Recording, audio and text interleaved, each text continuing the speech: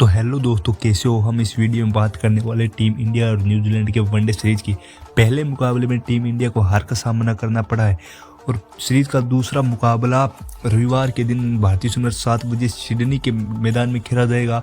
आपको क्या लगता है ये मुकाबला कौन सी टीम जीतेगी? न्यूजीलैंड के मौसम विभाग के अनुसार इस मैच के अंदर बारिश की संभावना 40 से 60% है। क्या इस मैच के अंदर बारिश आएगी? कमेंट में जरूर बताएं। और ये मुकाबला भारतीय टीम के लिए करो या मरो का मुकाबला होगा, क्योंकि ये मुकाबला भारतीय टीम हारती है तो वे इस सीरीज से बाहर हो जाएगी और सीरीज न्यूजीलैंड जीत पाएगी। आपको क्या